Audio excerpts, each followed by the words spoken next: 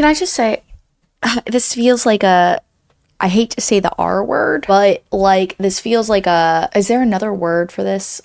Which word? What? It feels like a of his self. What were you guys thinking? Racist? The other R word. That's a slur. No, not that. All right, guys, we're not canceled. Podcast can go on. Hey guys, welcome to another episode of Unresolved Sexual Tension. Today you've got me, Katie, but you also have my two bitches. Handsome bitches. Handsome Will bitches. and Maria. And today we are reading the sequel to Children of Time by Adrian Tchaikovsky, Children of Ruin, or as I like to call it, Children of Tentacles. Maria, why do I call it that? Because in the first book, we were exploring what the remnants of humanity did across the universe, and they created intelligent spider people. Book 2, we got intelligent cephalopod people. Cephalopod. I'm going to keep calling them cephalopods, though, because apparently too. it's, I don't know why, but yeah, that's the one. Also, it's Octopoid. I was going to say, we're going to be using octopods, octopi, and octopuses pretty interchangeably, I'm pretty sure, which there's a joke in the book about it. But not octopussy. Which no one gets. James Bond style. And this, again, like Maria said, is a sequel to Children of Time, which we previously read on the channel, and we all really liked, though we had some trouble with how it came together as like a book at the end. But the real strength of that story was how would sentient spiders develop a civilization. And this time, we're getting sentient octopi. And the way I felt about this book as a whole is that I should give the premise before. Yes. Earth that was, cool empire. They started terraforming different planets. They had a virus that will take a non-sentient species and turn it sentient pretty quickly. Again, in the first book, that was the spiders, which were supposed to be monkeys, but it went to spiders instead. But what happened is right as they were seeding all these worlds, there was a bunch of Greenpeace activists who started a civil war and wiped out the old Earth Empire and all of its colonies, leaving there almost no humans left. And so these worlds got to develop on their own. And in the first book, there was the Gilgamesh, which was an ark ship that sent like the last remnants of humanity out into the stars to try to find what was going on. And the story was about kind of like their clash with the spiders. And then at the end, they and the spiders... As Angry Otter in the chat said, the spiders gave them a viral lobotomy, and like now they're just together. And that was kind of my problem, is that I didn't feel like the themes of the book came together particularly well. But there were some really affecting moments. And my general feelings is that this book was flatter as a book because it didn't have those high movements. So I wasn't as disappointed as sharply. I was just more like disappointed. But this is still a good book. Go ahead, Kitty.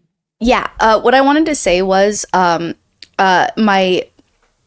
two little things, which I'm sure we'll get into later, is why I feel like I didn't have an emotional connection as deeply into this book. Is one, we don't have characters that quite carry over from the first to the second book, which in and of itself is not inherently an evil that will like detract from your book. But in this case, there was no pre-existing anchor point for me to be like, I care about these characters. And so... then we get into the next issue, which is there are many characters, and while it is incredibly competently written, it is just very, like, diffused. And so it's kind of like a meal where... I'm sorry, I'm comparing to food meal again. metaphors, guys. It's a where meal it always goes. where everything is average, but because everything is average, the overall consumption of it was adequate, but it wasn't like a magnificent meal. And so that being said, though, also the thing is like, no. That is my thesis, basically, is that we have our attention span too widely covered on too many different things at too many different points. So we don't get to stay and get more passionate on any one point. So it all becomes kind of just like oh, that was really well written, but I didn't care. So Maria, what problem is this? this is the too many things, we got too many things problem. It's Too many a cooks soup in the with kitchen. too many spices in it. All the spices are okay individually. They're good. They're okay. They're decent. They're competently made spices. They're not dusty and stale. They're like pretty fresh, but there's just too many, and you don't get to appreciate. Your tongue's just like, oh wow, that was a lot, and I don't remember really anything that sticks out about any of this experience. It's like a really badly put together tasting menu where you like taste a lot of different things, but Yeah. none of it is good enough to make you go, you know, I really liked that mushroom risotto with the Wagyu and the truffle. Like, there's no Wagyu here, baby. So I enjoyed this book. It, as the other two have said, it is a well-written book in a lot of ways. It is very competent. This author is just competent. This is the third in our we read 3 books we liked, and now we're reading all of the sequels month, and this is the third one. And it takes all of the problems we identified in the first book, and because it doesn't have those core emotional moments that happen from being able to stick to 2 very specific stories. Because the first one is, here are these 2 stories. That's all you're getting. You're just following. This is way too much. And so you don't get any of the emotional impact or build up. There's never a moment where you're like, oh my God, why am I crying about a spider? You know, like, it's missing that. And great world building, interesting concepts. Like the first 80%, I was like, ooh. And you also think it's a genre shift. Like the first book was this kind of genre, and now he's like, I'm gonna explore something else. And then it was like, just kidding. We're resolving it in the end very peacefully. This is not the genre you thought it was gonna be. So, and that's the problem. So we're gonna complain a lot, but as we've had to say in other books, we really have to emphasize that it is competently written. There is enjoyable things here. There are interesting, cool concepts. But also, if you liked the first book, you will find this book interesting. It is not a super downgrade in quality. You will find a lot of... He still does things other writers can't, like his extrapolation from first principles in terms of species. Still very good. The action scenes, still very good. That kind of stuff is quite good still. In fact, the horror element at one point crests to a moment. In the previous video, I mentioned that when one character tried to computerize himself, it switched genre a little bit for a hot second, like really heavily in tone into a horror genre, and it was super successful. And that happens in here as well. Unfortunately, it happens really early, and it takes away the momentum of itself later on in the book. But that being said, it's incredibly successful. That was overall my feeling as, well, I don't know if I'd say incredibly successful. Again, I think this book is a little bit like, okay, too many things, not quite enough of them focused on. Some of the clever things he did in the first book with the spiders, he just doesn't do with the octopi. He because in the first book, he had the structure of, okay, we're going to follow the development of the spiders in a collage of short stories where each of the spiders has the same name, but they're subtly different characters, but it still tricks your brain into growing attached to them. And also because these spiders are actual characters and they have interactions and relationships, you become invested in them, whereas there's no octopi relationships in this entire book. None of the octopi care about each other or interact with each other. Very few of them even have dialogue, whereas in the first book, a lot of them had dialogue. So it's just like... I would call it a bastardization of the original success of the spiders into this formation.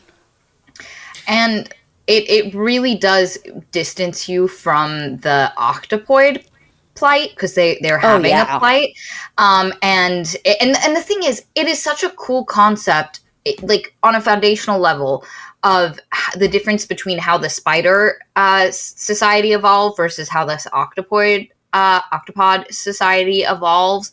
Really, really cool foundational difference that changes their evolution and how they interact, and we don't get enough time to like see how that works or see their them as individuals. They really just are like a conglomerate mass, and which is why the thing I was saying about I had spoken to Will about something earlier about there's a different alien thing we're going to interact with that is a bit of a hive mind. And it would have been so cool if the story was more focused to really be between understanding those two things, like the octopoid civilization and the hive mind, and kind of breaching an understanding because of their similar ways of interacting. And there's also a impulsivity to both of them, to the octopoid civilization and to the hive mind, that would have been really cool to explore. And I'll get into that as we kind of explain what the hell I'm talking about. But it just, there were so many other things we had to deal with. There was a lot of time spent being like, are they going to attack? Is the ship going to blow up? Is this thing like? And it just, there wasn't as much core moments, and it just doesn't quite synergize correctly. Yes, Agreed. So, do we want to start on the premise then, or the plot recap, and we can talk as we go? Yes. Yeah. Let's. Okay. Maria. Yeah. Launched this ship of Theseus, which, Please if you do. are a nerd, you'll understand the reference to this book and why it's thematically resonant. Oh my god. Okay, so this story starts with a offshoot of terraformers from the old civilization of Earth, the Empire, we'll call it, that in the first book was what Avrana Kern was from. It was that we'll say it, the future state of our current humanity. They have their arch into space. They're going off to do terraforming projects. And as Will said, because of the Greenpeace rebels, Earth gets exploded, but they also send out I'll get to that. The people who go to do terraforming, they're a chill crew. The first thing they discover in the area that they've come to terraform is the planet they originally came for has alien life on it, so they can't terraform it. And it's a really cool... Correction. One character in particular, which is the... Baltiel. Baltiel, thank you so much. I was gonna say Bordeaux, and that's not it. Baltiel. Baltiel, who is the captain of the ship, basically. We are given through hints, very successfully done, by the way, that he is a conservationist. And so when he discovers that there is some level of evolution going on for life on the planet, he's like, oh, what a waste this would be if we terraformed it. It's because we don't know what it will become. And there's so many unique alien life forms that we've never seen before because they've never encountered alien life form before. So continue from there. Sorry. And so he goes, no, we're leaving this planet. There is a ice planet a bit over that, can be terraformed. And so, there's this other guy on the ship, Senkovi. And Senkovi is a man after Avrana Kern's own heart. He likes to fuck around and find out. He is antisocial, and he really likes octopuses. And he decided, he was like, I will terraform the ice planet. You guys go play with the aliens. I have zero interest. And as he's terraforming the ice planet, he is also breeding octopi, and specifically breeding them with a version of the nanovirus that promotes evolution, the one that Avrana Kern had to get to the spiders. He has a copy of it because he worked with the people that made it, and so he has taken parts of it. He doesn't want as full and intense evolutionary encoding, but to highlight certain things that he wants focused on with his little octopoids. So one cool thing about this is that I've actually done a lot of research on octopoid intelligence because it's very interesting. And so I was like, oh, wow. When the author starts talking about their biology, I was like, oh, wow, he did too. He knows what's up. So there's a few interesting things about octopi in our world. A, they don't live very long. They only live about 3 to 5 years. B, they're very territorial and eat each other. They're not social animals with other octopi. They're very aggressive. And 3, they just don't, they're just not social animals. They're like, No. we're just doing what we're doing. And the other thing is that their tentacles each have kind of a mind of their own a little bit, in the same way that we have like autonomic breathing. Their tentacles, to not get tangled, can kind of do their own thing a little bit. And so that was all really, I was like, oh, wow, he knows what he's talking about. This is so cool. And the other thing he describes is like their main motivation is curiosity. That's what they like more than almost anything else, is they want to explore and look at the world. And so early on, he introduces them to more of a cyberspace virtual reality, which they actually take to really well, because they're like, oh, this is like the ocean. It's three-dimensional in a way that humans have a little bit more trouble with.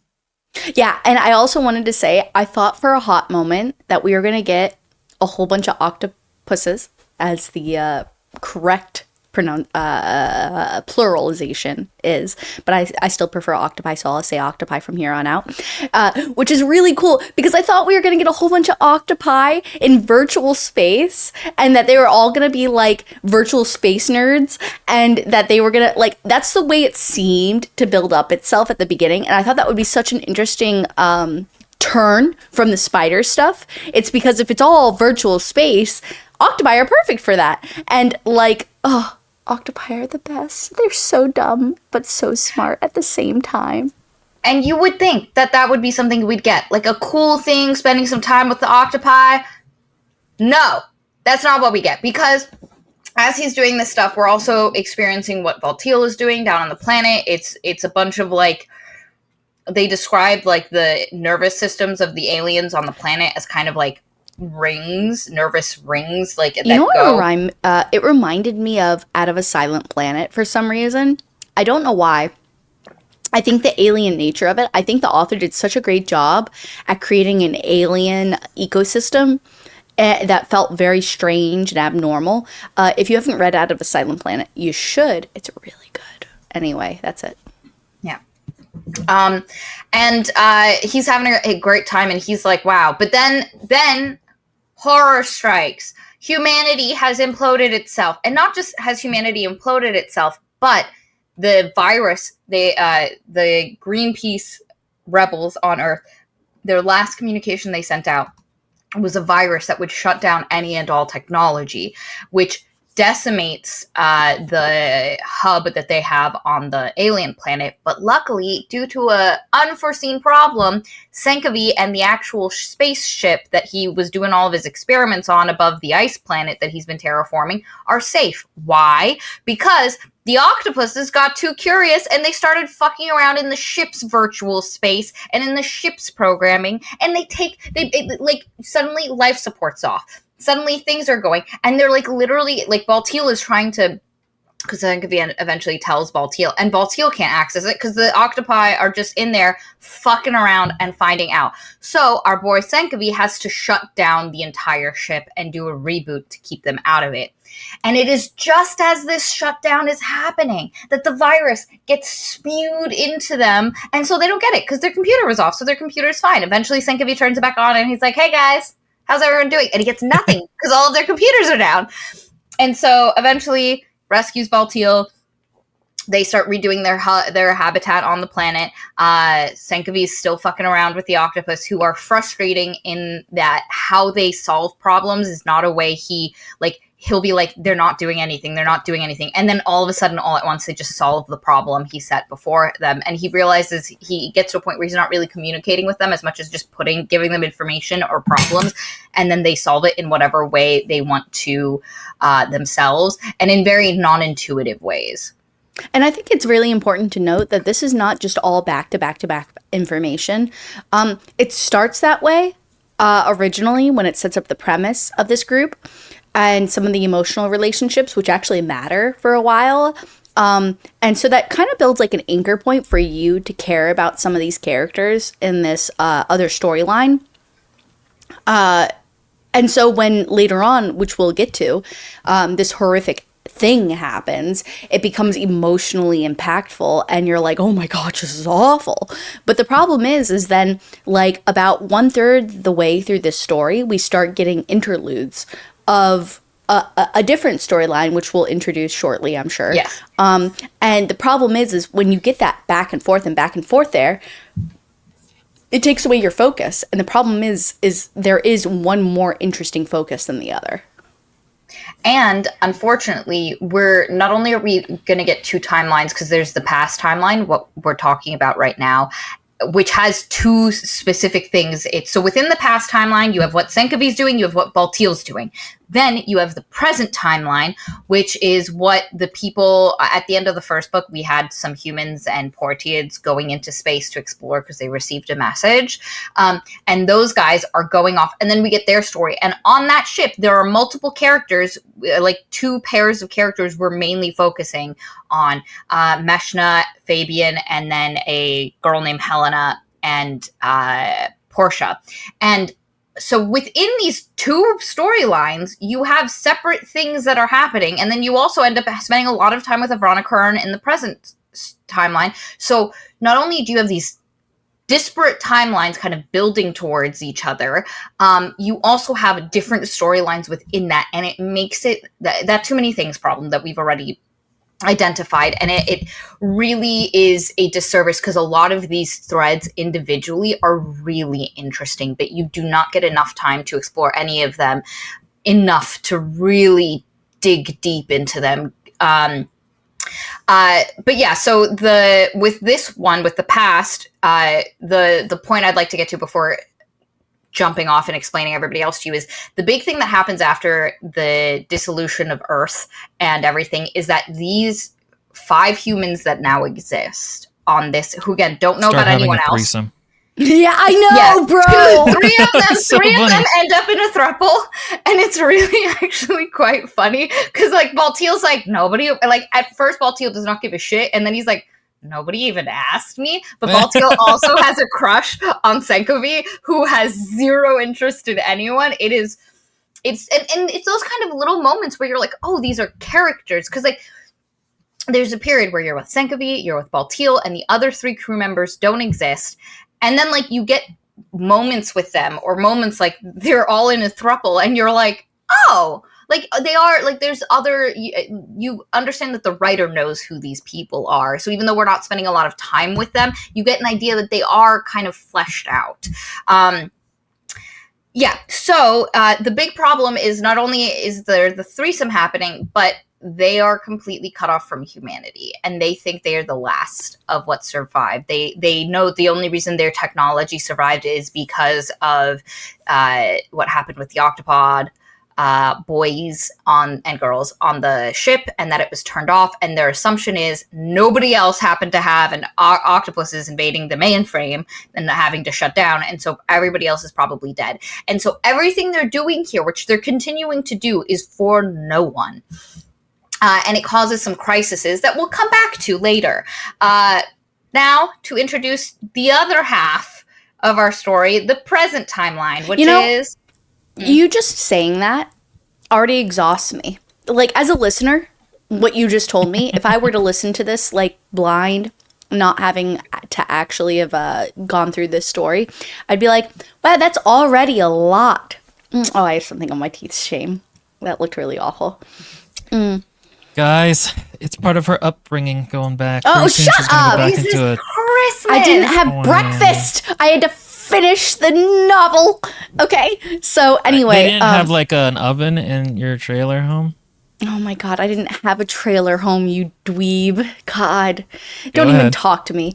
Anyway, that being said, like just listening to you already, like that already exhausts me. Like just hearing you say that and then saying that there's more, like which before I end is really a testament to how successful the author is as a writer. It's because like he handles it ridiculously well. It's just still not the best version, I feel like, of this story. But anyway.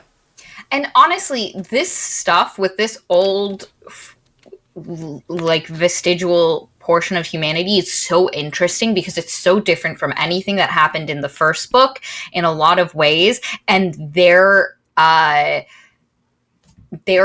crisis of we are doing something for nothing but needing to continue living, and then the ways they try to think through it are so fascinating. They are. I would have much preferred if this book was just them and then their octopuses and that was it. And then the third book was like When them the coming Portuguese- together.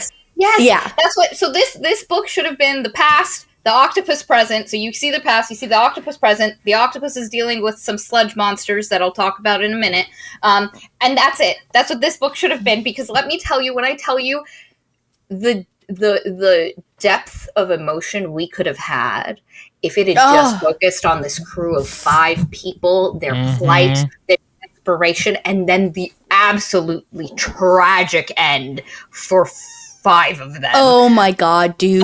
That whole scene went through. Well, okay, so when the scene was written, which I don't know if I won't be the leader point on describing that scene. But let me just say, as a reference to that point, that scene was so horrific. And I think part of its success is with how brief it is on the description, because it leaves a lot to the imagination, as Will and I and Maria as well has discussed in the past. One of the best successes of horror is when you leave it to the imagination, and so the less is more when it comes to horror. But it was awful. It was so horrid. I was in that moment, and I just really wish that was like the climax of the novel almost. I wish it was the climax of the past. Like, if you had it just as 2 threads where it was the past was them, present was just octopuses dealing with the slime mold. And so it was this parallel story of the humans dealing with the slime mold, and then the octopuses dealing with the slime mold, and then having it coalesce around 2 tragic events in either timeline that mirror each other in a way could have been absolute. And then also the denouement of the past plot line could have been, because eventually our boy Syncope is the only one who's around, and he has to just be an old man just giving information to an octopus civilization that has well gone past him. Like, they don't need him anymore. How great it would have been if we had gotten like a not a day by day, obviously, but a year by year, because he ends up being 180 some odd years old. By sleeping methods as well, because he goes into cold sleep. I think that's what that is inferring at that point. But, you know, like, he gets so old that he doesn't have his own eyes. He uses the computer's eyes or the ship's eyes and everything. I feel like, honestly, if we had been able to emotionally bond with the Paul of the octopuses, which is like the Portia of the spiders, if you watch our last video, and the Salome, which we almost get nothing of. But if we, you know, like, which would have been the Fabian or something, or I don't know, like, where we got like 2 to 3 incarnations of characters throughout the evolution of the octopuses, it would have really hit home, really hardcore, and would have made an even bigger emotional impact on a 3rd book when you cross the 2 different things. But anyway. Continuing with this, though, going to the part of the story, as you can see, we're all way less interested in talking about, which is our Vrana Kern's world crew going off into space. Our cast is Helena, a plucky young linguistic scientist who's here on this mission to not only explore space, but also to work on human and spider ability to understand each other. Linguist. She's used, she has like mechanical things on her hands to try mimic spider language. She's also created programs and stuff that'll decode better, so she can look at a spider and understand what it's saying that way, and also so she can understand vibrations, so even if she's not seeing a spider, because spiders can talk without seeing each other, because they can use the vibrations of what they're saying. So she's doing that, and she's partnered with Portia, who is our adventurous queen on this journey. And then we have Fabian and Meshna, whose name is spelt Meshner, like with an ER at the end, but British narrator, so she says Meshna, and so I'm just going to say Meshna because that's how I listen to it, even though I did also read it.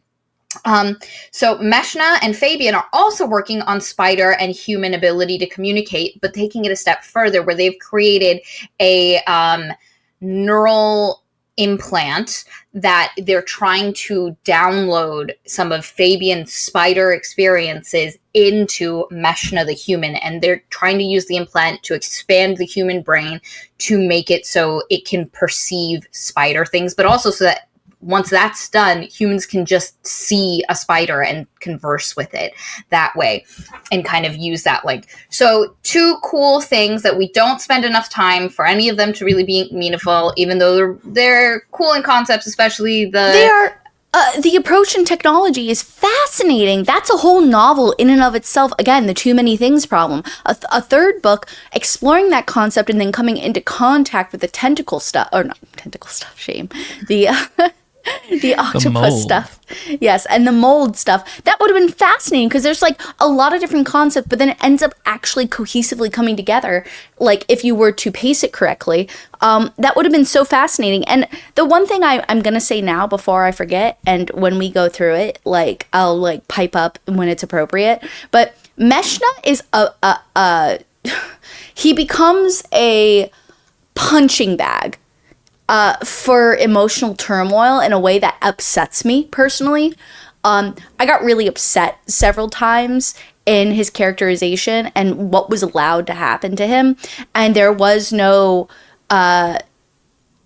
justification slash like uprighteous moment where I was like, oh, but it all came to fruition. Like he got his, not revenge, but he got his what he deserved in a good way. Moment of actualization. Yes. And it really frustrated me. It made me feel like he was a tool as a character. And so I think personally he is the absolute weakest character in this entire novel. 100%. Despite the fact that he is like 1/4 of one of the most important characters. But I mean, the thing is, in the first book, he doesn't seem like the author doesn't seem like he's very interested in characters, but in the first book we had so many, not only with the Portias and the Biancas and the Fabians all somewhat distinct from each other and built over time, but like you had the main character Walston or whatever is it, Halston and the engineer and the scientist Lane, and the leader, and like they had very distinct personalities and ways of engaging with the world. That just doesn't happen here. It really doesn't. Meshna feels like a character that needs to exist to make something happen, but not a character in his own right, and with his own like fears. Even Fabian, the spider he's partnered with, has more of a personality than Meshna does, and it's just. Meshna's a blank wall where you're supposed to feel bad for him and then feel like it's... he is by far, besides Helena, he is by far the most interesting character. But in this timeline anyway. Because of his issues that he encounters, which are super unique. So his unique problems provide to him a unique way of presenting his character, which seems like it should be like something that you, the reader, anchors onto, and you think, this is a very interesting character. I'm very invested in what happens to him. And you can tell by the recipe. You can just read by the recipe of what happens, cause and effect, that you're supposed to feel that way. But the problem is again, all I feel, and I really feel like Angry Otter said it right, I felt violated when I was reading from his perspective. And it never felt actual, as Will said, actualized. Like, there's no moment where I feel like all of that sacrifice came to some fruition. No, none of that. Yeah, it's wild when we get to what happens with old Meshna. But no, he is, for the most part, a cardboard cutout of which the plot happens upon and to by other people. Anyway, so yeah, we have those four. There's some other characters on the ship. There's obviously Avrana Kern. She is like our third mainest character in this book, and is having a bit of an identity crisis that we'll discuss in a bit. And then we have the rest of the crew. There's a spider named Bianca who's kind of in charge of everything. There's a spider named Viola who's very like, if she was a hot woman, she'd be Will's favorite character. Yes, correct. One thing I should say about this plot line is that initially I was like, this is not as interesting. And then I was like, okay, he's doing some interesting things in terms of looking at once these two cultures have come together, how are they integrating? But it doesn't really go very far. And like, it also doesn't totally make sense at times. Like, there's a mention that some humans rejected the virus thing that made them feel like the spiders were part of them.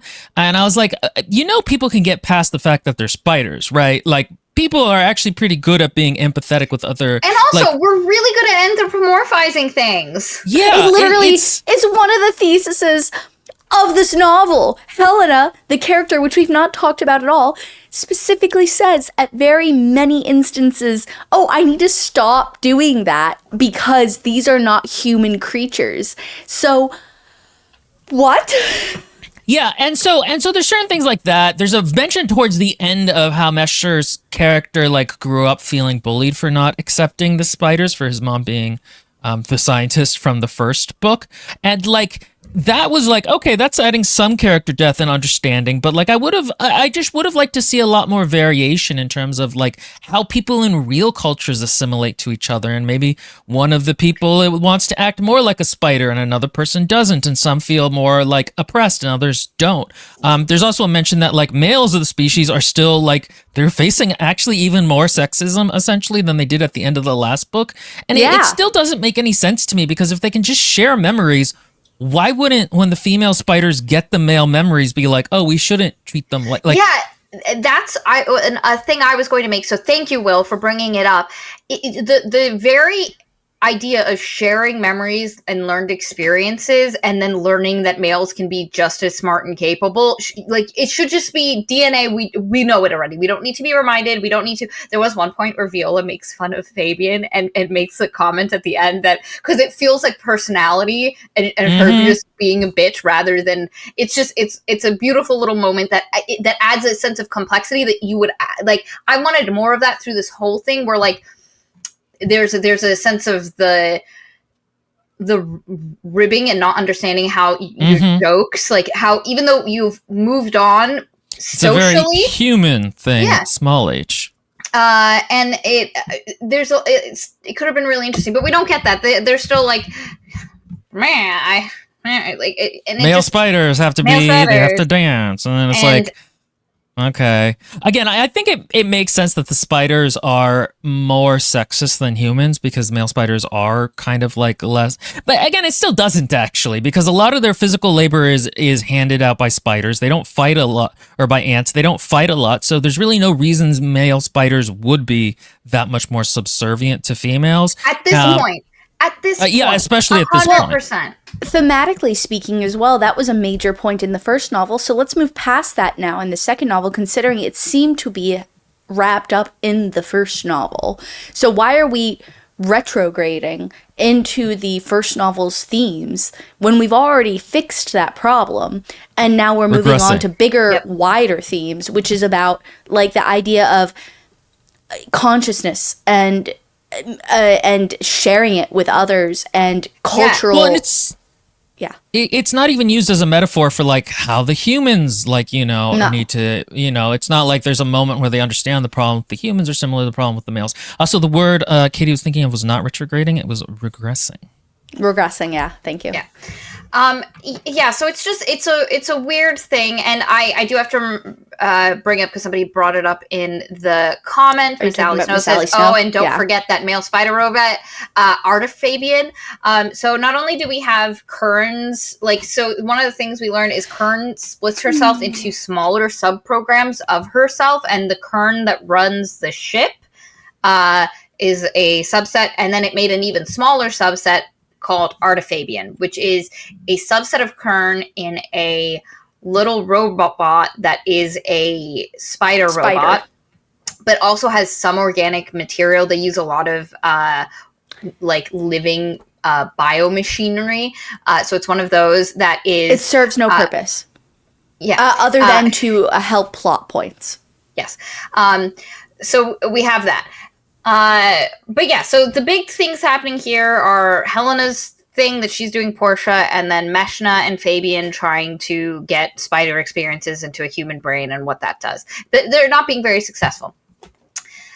Back to the more interesting plot line. So, Baltiel and his crew, so basically they've decided the 5 people who are, he has his people down on the planet working on his stuff. looking at the aliens. They're doing a lot of like dissecting, trying to figure out what's happening inside them. And they've noticed some interesting phenomenon. There are these one alien species they call turtles, because they have like a shell type thing. And there are these like bird-esque aliens that will swoop down and kill them.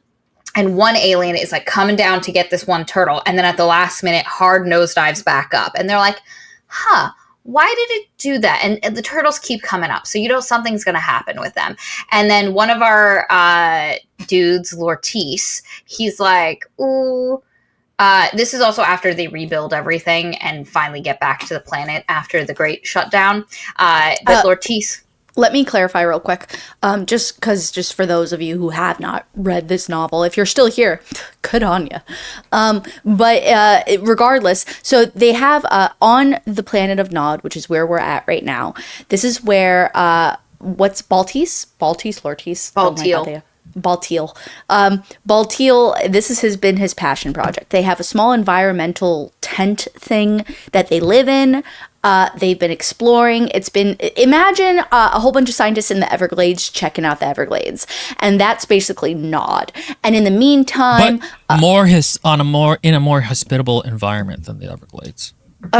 Sure, yeah. Anyway, as Floridians, we're allowed to say this, I guess. I don't agree with him, but I understand. And so we also have Senkovi up in a space station doing things with, so we have two separate things. Senkovi space station, a moon or whatever, planet near Nod that is full of water, slowly but surely making from ice into water for octopus to live on planet and be main inhabitant, because that's his little like passion project. And we have Lortice walking around on this planet being like, I wonder what's going on with this, as they're living out the rest of their lives on here. And everyone has mega depression because they're like, why are we doing this? What is this all for? Yes. What is the purpose of life? And one of them, Lante, is like, we have all of the genomes from all of the 40 original crew we came out on this with, because a bunch of people died when the internet went out. Basically. When the computers went out. When the internet went out. Not as catastrophic as when it happens in real life, but go ahead. Yes. And Lante is like, why don't we use those? Because that's basically how, so our boy Senkovi, he basically took data, like genetic data of octopuses and he didn't bring octopuses on this trip with him. And then he like engineered them from the data he had. And Lante is like, listen, we can do that with humans. I have 40 different human samples. I can fuck around with the DNA enough that we can get enough humans going to create. And this is such a cool concept. Yes, it is. Cool because not only is it like, oh my God, how God are we playing here? But also there's the idea that none of them actually want to raise children. Yeah, which is very funny. This is such a cool concept. Are the octopuses going to raise the children? How is that? Thank you. So this is like, so you're like, oh, how is this going to develop? And again, if this was just a book about this plot and the octopuses and the slime mold, we would have had room to develop this. And maybe we do end up having humanity raised by octopuses, and then like a different, like it would have just been really cool. Well, we could have had one planet where it's human octopuses working together as a civilization, and the other one where it's just the octopi, and then their conflict would have been really interesting. It's so interesting, and it's because it's just this cool concept of like, what are they going to do? Like, they can make humanity, they can remake it, but how are they going to freaking raise it, and who's going to do it? There's 5 of them, and you need to make a lot of humans to rebuild a civilization. So it's just this beautiful concept, goes nowhere. Don't worry about it. Forget I even fucking mentioned it. Have you erased it from your mind, that really cool concept that you were interested in? Good. We don't You'll need have a better time with the book now. Yes, he shouldn't have brought it up at all. But yeah, and the reason Lante is doing this is because what I said, the crisis of this portion of the book is utter loneliness and disconnection. We are social creatures. They are literally... Senkovi's up there terraforming an ice planet. Like, I guess this is just for octopuses now, because he was like, the octopuses will get the oceans, and then humans will live on the ships, like on top of the oceans. Like, the octopuses were going to be okay with that. randomly. But anyway, and then you have the people on Nod who are doing incredible scientific research and are spurred on by their own curiosity, but with the knowledge that it will never be shared with anyone. Also, note, she just said curiosity, which is adjacent to the octopus curiosity. So thematically would have worked very well. And the slime mold curiosity. I'm telling you, it should have just been octopuses and slime molds. Like, we're all on that page, I think. It's such I don't understand. I'm with you. Yeah. Anyway, so they're doing all the stuff. Lortice is, depressed. He's worked with the octopuses. He likes them, but he's also on Nod right now because they have rotations of things, and he's collecting turtles to bring them so that Lante can dissect them. And Baltiel's heckin', like, he's extra spressy depressy at the moment, like, and he's won't take his part meds. of the throuple, and he won't take his meds.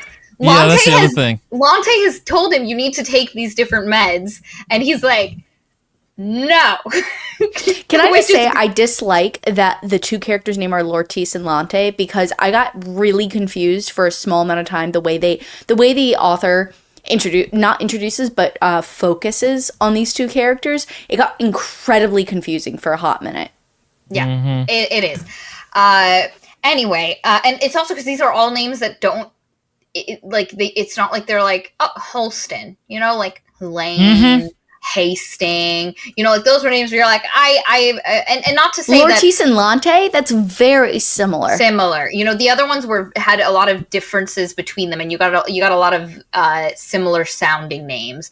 And so Senkovi, immediately you remember Senkovi because it sounds different. Like, it has a lot of consonants going into it, and hard consonants instead of L's, which Baltiel, Lortice, and Lante have a lot of the L sounds. Anyway, outside of that little note, so he's getting the turtles. The turtles, for the most part, don't really respond to stuff, and he can just drag them back. But he's noticed there's this, like, group of turtles that are kind of, like, ostracized from the rest of the turtles, and they're kind of, like, dying. And they've previously done research on them, and they have, like, a weird thing inside them, a goop that at first Lante was like, oh, maybe it's sperm. She doesn't say sperm, but the equivalent of. And then they were like, no, it just must be something that has infected them.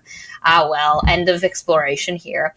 But as Lortice is taking them back, one of the turtles juts out a spiky tentacle and stabs him in the calf, and it immediately he starts having a physical reaction. His immune system is going haywire. There's a foreign body that it really doesn't recognize, because this planet is so fundamentally different on a biological level to human life, that there is there's not a lot of worry about being infected or having to worry about any of our diseases or bacteria affecting their life, because it's just so disparate. There's nothing that the two things would actually be able to interact with. It would just kind of be like, the keyhole doesn't work or the key doesn't work with the keyhole, so it just wouldn't unlock the lock. Nothing would happen. They just bump against each other with no reactions. And so, but when it's inside his body's like, this is super foreign. We don't recognize it, and the thing inside him isn't really able to do what it's supposed to do, so it just keeps floating around his body. Guys. And Lante. This part is so gross, though. The concept of it, the way it's so well written. How it's like he's having an allergic reaction to the point where his skin might burst like a grape, and he would just explode because of the inflammation and the amount of just like whatever going on. Yeah. And so Lante has to literally mechanically step in by taking over some of his biological function and then rebuilding parts of him and replacing it as they're deteriorating. And she does this enough that eventually his body is able to stabilize. A lot of the stuff has been processed out. There's still some in it, but, it's not really doing anything. And eventually he'll, pee it out, so they're not too worried. Lortice is up and around again, crazy. He's joking with one of his two throuple couples. Yeah. And eventually, Baltiel is summoned by Lante. So before this, we've gotten a few viewpoints from some kind of a thing that says Yes. we, those of we. And you get you basically, just to take it off, it's like a sentient virus essentially that like repurposes, like each generation learns something new, and it calls whatever that guy's name is that I immediately forgot. Lortice. Lortice, it calls him the new vessel, and it's so excited to be able to explore and expand. And there's this really cool moment where it hits consciousness, and it's like, whoa, I have all these things now. I could not before even like think of myself, and now I have words for it. And I love that as a moment. I think it was one of the stronger moments because it's like this expansion of consciousness, and you get the sense of like how giddy this virus is to suddenly be able to conceive of itself, and that there is more than what the world is. And this is like 2/5 the way through the book too, which is wild to me. It's like 2/5, maybe 3/5 through the book, and it's only one timeline of 4 stories almost. And so it's upsetting that this doesn't have just less in it, so that way that could have taken a spotlight moment, which it does already. It's And so also, good. make it more of a character, because it becomes this like mystery at first, the first time you see the we thing, and you're like, ooh, what is it? What is it talking about? And because it talks about before it says vessel about Lortice, it talks about him as it's a hostile space that they cannot grapple with. And it's just this really cool, like the way it's written is just really cool. And it just a letdown. And there's a very cool moment where he's talking to the other member of his throuple, and the virus is taking over as he's talking. And the thing about it is that he doesn't know that he is different, but he then all of a sudden starts like trying to act normal, but in a way that's very clearly not normal. And he keeps referring to himself as we. And it's us. a great moment. Don't do that, because eventually Lante is like, hey, there's some of that stuff. It's in your brain. It's between your two hemispheres of your brain. Yeah. And we're not sure. You seem to be fine, but if you'd like to get it taken care of, I have an injection that will attack it. You know, it might fuck you up, but just letting you know. And he's like, no, I'm not interested in that.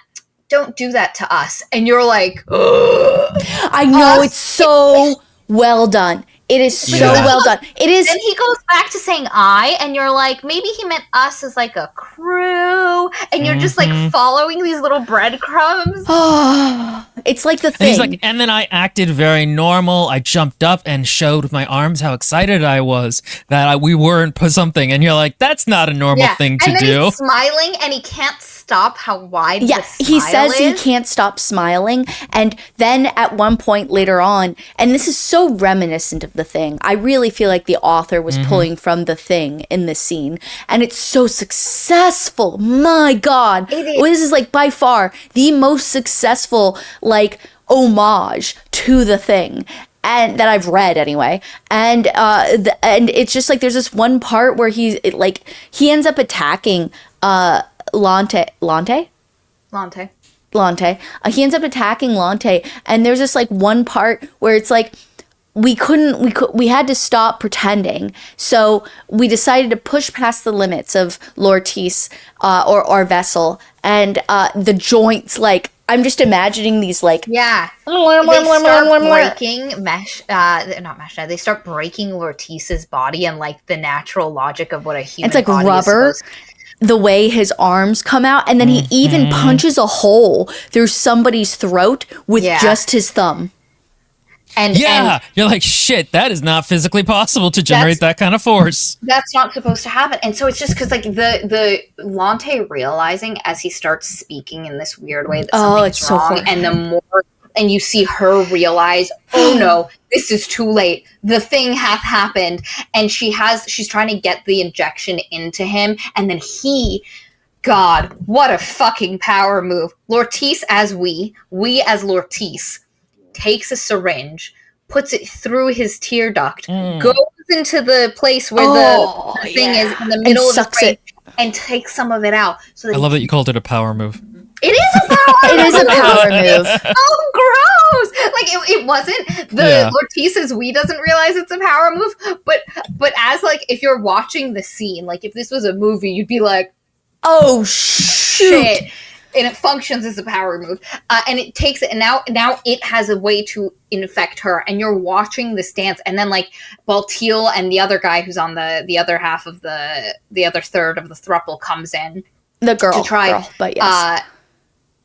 No, I think Ronnie. this one's a guy. It's a girl. It's a girl. Okay.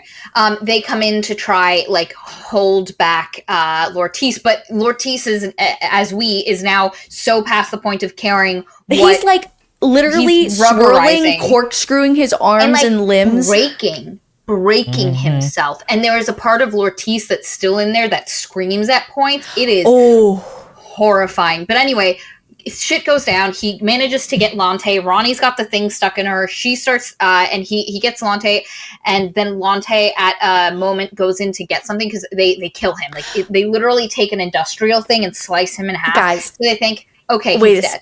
Dude, no, wait a second. So, oh shoot, I'm forgetting his name. Baltiel? See, again, Baltice? Yeah, Baltiel. Baltiel is with Ronnie for a minute, and Lante is like, I'm going to go back in there and get this thing for her so we can stabilize her. However, so we have a split line real quick. And while Baltiel is like with Ronnie, she's like, we or something. And so he just like annihilates her with a fucking axe, I think. Or I don't think he uses the axe yet. But like he gets to her and he's like, oh no, it got to her. And while this is happening, he hears a scream from the other room. And prior to this moment, we got a small scene of Lante going into the room trying to find this thing to stabilize her, and then being like so freaked out by the whole event that she's just like psychologically like not present in the moment, so she's not being careful. And Lortice is like still it still has the injection thing, and it injects into her, and so then she comes back into the room with Baltiel and is like, we're going on an adventure, and that's their phrase. Yes, because they took from Lortice this idea of an adventure. Because what happens is this virus, this wee virus, as Will referred to it, sludge mold, realizes that what it knows of the universe is tiny, and it just wants to go explore all of it. Lortice's mind, the complicated nature of it, was such an excitement, they learned so much, and they learned of these great vast Ivana Kern, which would have been great in a third book if it had been paced correctly. Yeah.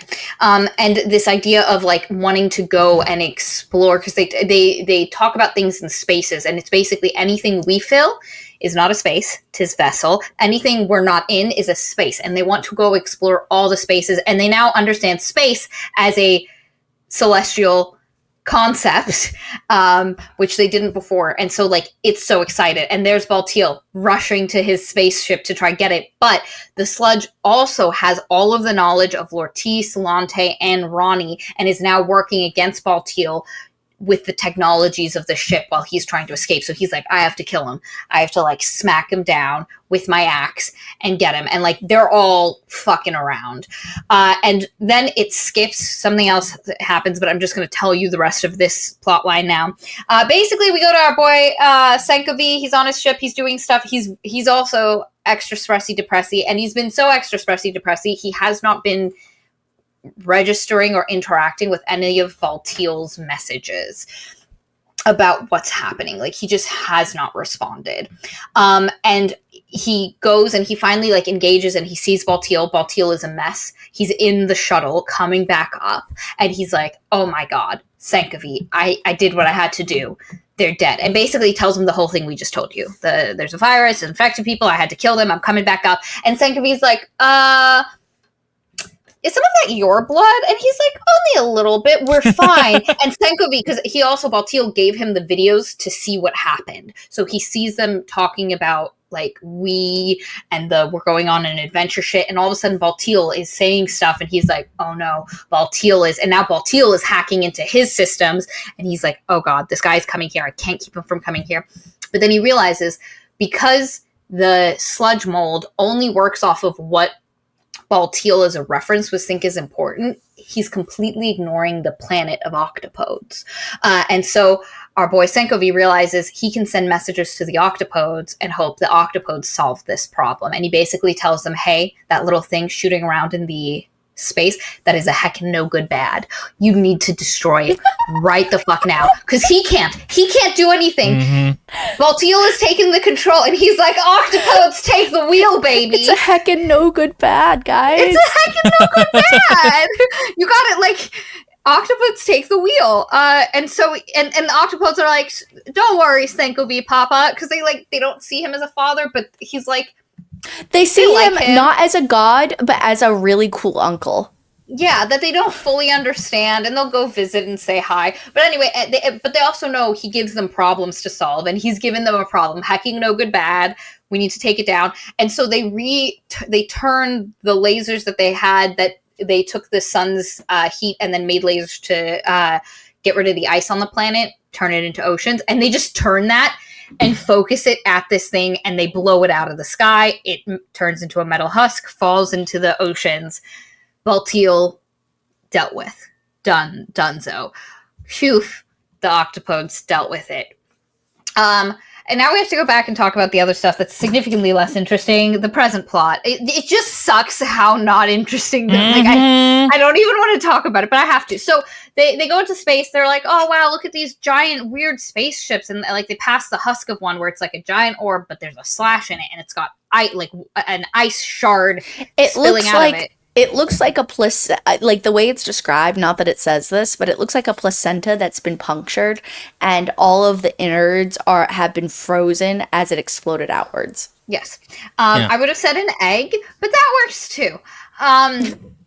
But yeah, and they're like, oh wow, what are we dealing with? And they keep getting these transmissions. And so they take there's their ship Voyager, and they split it into a little separate little ship called the Lightfoot that they're going to go and meet the aliens with. So Voyager goes to hide behind a planet. Lightfoot goes, and they're getting a ton of transmissions, but the transmissions are weird, real weird. It's all colors, like textures, things like that. And it's just like a barrage of it. So much of Arrival. Yeah. Oh, yeah. Yeah, like, except for with color, rather than, the circular language of time or whatever. Like, I pictured that, but, like, music synthesizers that have color, and it's like, whiz, whiz, whiz, whiz, whiz, and it goes into different colors. That's what I was picturing for this, for the octopus language. Yeah. And it's constant, like just constant. But underneath it is a separate stream that is more data-based, and Helena, the linguist, is trying to use this information to understand what is being said. Simultaneously to all this happening, Meshna's implant finally starts to be working, and now he's having synesthesia and experiencing spider experiences, but at really inopportune moments, and it's kind of breaking his brain. And then he accidentally uploads himself through his input into the ship, talks with Avrana Kern, the program, but as in his mind a woman. When she converses with him, ends up in his implant, because he's freaking out, and she goes in and she's like, you're stealing my processing power, dude. I need you to stop whatever you're doing.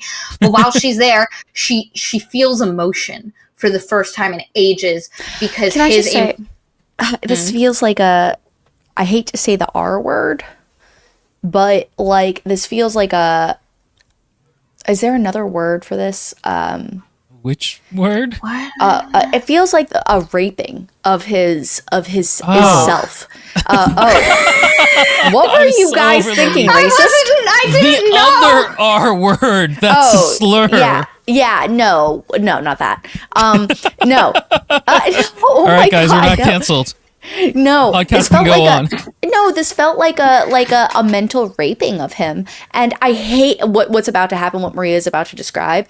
It felt like that, and I felt like this is where my consternation starts building for him, because like no matter what, nobody's speaking up for him, even though like Fabian is supposed to be like, I like the complicated nature of their relationship, because Meshna is supposed to be a test subject, but also his partner. And so I appreciate the complication of that in Fabian's mind, especially as a spider. But the problem is it kills me that nobody's there for Meshna. And so it feels incredibly unfair. And sorry, I just like, I get really passionate. Anyway, I will be back in one moment, guys. Continue.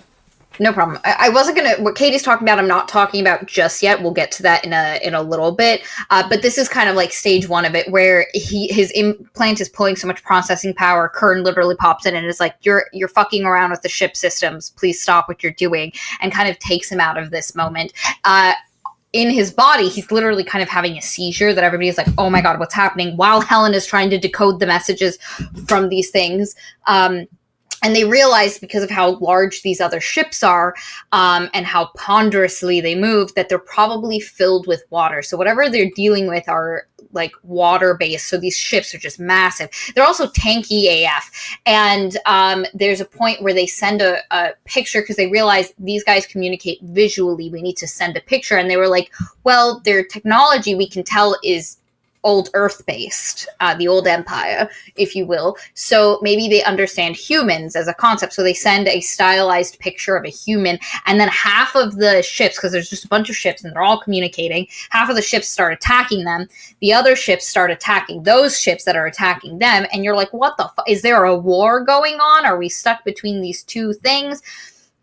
And they're trying to figure out what's happening. Then things kind of calm down, and it seems like everybody's on the same page, and they send out an orb for like a little tete-a-tete, a little diplomatic meeting of the alien minds, and it's basically an orb of water. So Helena and Portia, the linguists, suit up to go meet their aliens. They attached to the water sphere, they go in, they're floating around, and then in comes a heckin' octopus. And it's this big octopus. His name is Paul, and he's here to be an ambassador. He volunteered for this. He's ready. This is one of the first times we ever get an alien octopus that is the point of view character. And it's him trying to react. He realizes that what he's looking at have a like a thing on top of them. It's not the actual color of their skin. He struggles with that because, again, they communicate through their skin, and they not just their the skin, but also they can change the texture. They can give themselves like pointy, spiky bits, and they can do a lot of things. And that's how they. But Helena has gotten enough from the interaction so far that she has a little data pad that she shows lights and colors and shapes on to kind of try communicate. So one thing I will say is that I thought it was a little over belabored how difficult it's going to be throughout this book for her to communicate with them. Because like fundamentally, it's not that it's not like they're completely not using a form of language we understand. Like fundamentally, they're doing a pattern.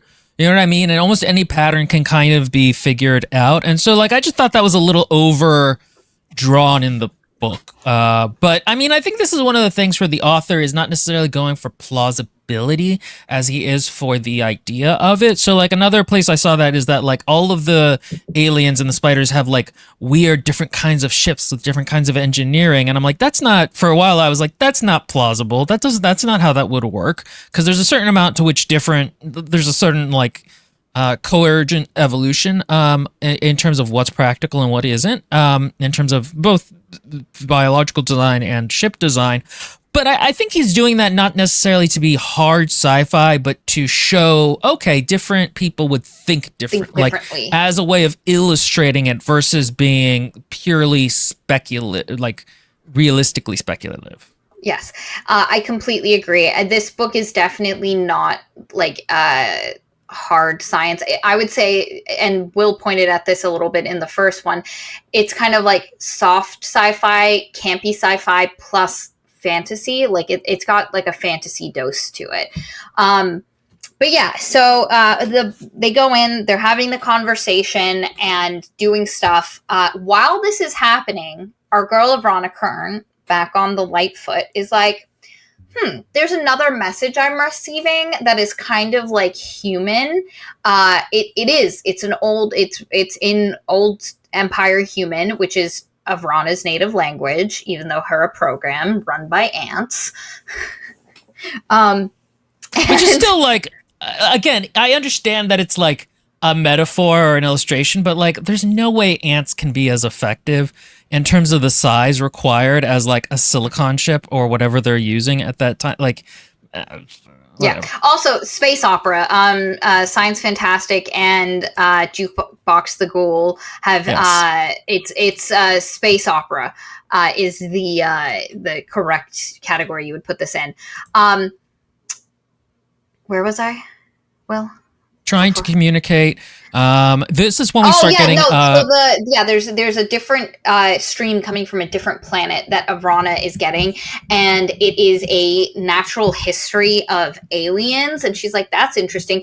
And she's like half paying attention, half not, because she's also dealing with all of the things going wrong and the fact that two of her crew people are in a bubble in space that is only protected by electromagnetic field, and having a conversation. And there's a moment where she thinks, because the message she's receiving says, like, I'm Irma Lante. And she's like, oh, what if Irma Lante is like me? Like, this is the kind of message I was sending out to the spiders. And then when they responded, and so kind of half thinkingly, she sends a reply. While she's having this whole experience, she's also like, wow, being in Meshna's head for that second when he got lost and I kind of had to guide him back because he was lost and ended up in my ship systems, was really nice. I felt emotions, and I haven't done that anymore. And even though now I don't understand what I felt because I can't actually feel it anymore, I do know that I liked that and I want it again. And so thus begins her going into Meshna's implant and him thinking he's crazy. And this is where what Katie was saying really hits for me, because the very first interaction felt more like this guy, like, perceptually got lost in the technology that his thing was hooking him out to and was ending up in ship stuff, and she kind of led him back.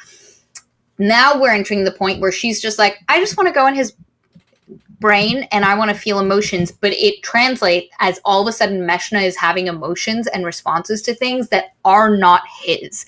He is having these intense reactions, and he's like, and it gets to the point where Kern's emotions can make him do things that he normally wouldn't do, because the emotional reactions he's having tricks his brain into thinking that's what he wants. And it is a wild concept. And she's like, and all of a sudden she starts like focusing. Everybody's like, why does she care about Meshna all of a sudden? Because she starts like asking for him and stuff like that. Anyway, while she's doing all of that, and she sends off the answering response to the message she got from that other planet, which we know as readers is Nod. Nod is the planet with the alien fungi that wants to hive mind everyone. And so we know that whatever she's getting is from Nod. And you're like, no, Avrana, 'tis not you that you will find there. Because she wants to find something else like herself, a remnant of old Earth that may be another consciousness that was uploaded and turned into a program like her. And so she sends the response haphazardly. She just sends it saying, I got it, we'll revert. And all of a sudden, things go to shit. Paul, the octopus who was doing his dancing and talking to our girls in the bubble, is like, oh no, this is terrible. You have touched the terrible awful that Sankovi at every point in his life after the terrible awful happened was like, you don't touch that planet, no-go zone. The orb, the molten husk of the shuttle that Baltiel was coming up in, you don't go to that area of the ocean. You don't touch it, you don't open. We do not compute. And the octopuses have followed that, so much so, I mean, not at this point, we're going to learn that they fucked with shit, but they know that responding to that beacon is bad, and they associate humanoid shapes with the terrible awful that Sankovi told them ages ago to not trust. So not only were they scared by the human shapes initially when she sent the stylized image of a human shape, now she responded to the terrible awful that they're not supposed to interact with, and they're like, hecking no good. Abort mission. So our guy Paul is like, I need to escape. I need to get out of here, but he can't. He doesn't escape. And because they pull away, the electromagnetic field of the little bubble they're in breaks, and they start freezing in on themselves. And you're like, well, I wonder how this is gonna go.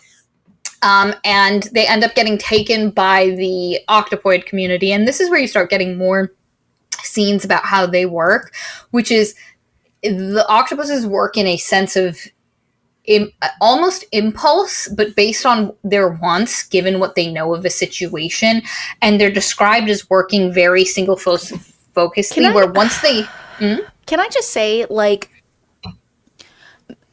maybe it's the human in me, but I find the premise of their logic making very frustrating and not interesting. Like, how can they build a society based off of impulse? You know what I mean? Like, it just felt like it didn't feel realistic, I guess, in a weird way. I think the idea is that it's not necessarily uneducated impulse. It's emotional impulses based on what is around them. So it's not just emotional impulse. Well, yeah, go ahead, Will. No, you go ahead. I was just going to say, but emotional impulse could destroy everything at any given moment. So it's like, I don't understand how they could have built society. Again, we're not given. I think the real root of the problem here, on a structural / more technical level, is that the author didn't focus on this. The author. Yeah, go ahead. This is a good time to go into the backstory a little bit of the Octopods, which is that basically Senka V eventually dies, right? And we get the author telling us, narrativizing in like, I don't know, like a chapter, Octopod history, which again is a lot less emotionally effective than the way he did it with the spiders, because he's just telling you, but it's still somewhat effective. You're still like, oh, okay. Basically, and I think basically what happened is that the virus didn't quite know what to do with the octopods in terms of which brain to latch onto. So it latched onto both the central brain, what they call the crown, and then each of the tentacle limbs, which they call the reach. So essentially, more so than even in normal octopuses, you have 8 intelligences linked together or linked with a central 9th one, and so often they just think to do something and their hands will go do it on their own. And I took it to be that in the first book the author wanted to look at how a civilization would be different than humans, but based off of something that was still kind of close to us in terms of how it thought. And in this one he really wanted to push how differently the octopods think. And I don't necessarily know that he's successful in this. I don't think he really understands how they think particularly well. And even if he does, he's not good at transferring it to us. There's a point where even late in the book, he's constantly saying how they think. And it's like, okay, but it would have been better if you had showed this in the same way you did the spiders in the first book, instead of continually retelling us that their limbs do what they want. And how, because like as a society, there is this, they feel stunted. They do, because we don't have enough time to understand that there's a lot of depth. There's this idea that as a society, people will swap causes on a dime, and that is just expected. Dogmatic belief in one thing with no expectation of changing your mind at any point is kind of anathema to them. They focus specifically on just this really, because they have all of these impulses and they'll change once they get new information or they understand something new. They'll just swap, and I think the problem is, though, right? So the author takes that concept and brings chaos from it. The octopods, whatever, never feel like they are cohesive in any way, which is fine. That could be the case. But the problem, I think the problem is again, on a technical level, we have no characters to attach to, so we don't have any real plot story telling to us that allows us to follow some type of story where we're like, oh, this is a societal issue. so it's almost like this thing where we get like an overview of his concept of it, but the concept of it feels messy, and that's because the nature of it in and of itself is messy, and that could have been an interesting concept to see on an individual basis that would have been more passionate, like as in like it would have gotten me, the reader, to be more invested into the story of the like Paul or any of the other octopuses like in the thing, but instead we get a societal view of it, and it just seems like a whole bunch of random people doing random things at any given moment, and it just doesn't feel interesting. It doesn't feel interesting to me. I feel like that's almost the point. I don't know if it's the author's point, but I think it's a legitimate reading that this is a species, and this is not how they would have developed intelligence on their own. The virus almost picked them, but it didn't. It went wrong in them, essentially. Yes. This is not, because it's mentioned several times that they're just inheriting human tech, and there's parts where they go back to almost an atavistic way of living for periods, and they're never really able to get social movements to go because they can never agree for very long. They don't have impulse control. They don't have the same sense of linearity of identity that we do. They just shift opinions very quickly. And I think that again, I think that's actually kind of interesting that they're a species that could not really manage to do this on their own. But at the same time, I kind of didn't feel I didn't love that that's not super acknowledged or faced by the narrative. Like I would have loved to see the evolution of their history from this is not how we function to now we need to find a way to function with the limitations of our biology and the way we think. I think it's because the octopi are supposed to be like they're the stand-in for the spiders in the first novel, but the problem is they don't have the same evolutionary like ticks that the spiders did that are easier to follow in that, I guess, in that way. So it's shoving in the octopuses in this story like they are the spiders, but they aren't the spiders, and because we have our attention split between so many different things, it isn't given the time to percolate and to like create an intrinsic interest in that what Will just basically said. And there's also something to be said about the problem that the octopods are facing, which I'm going to summarize now because I don't know when else I will do it, which is they're having an overpopulation problem on their planet.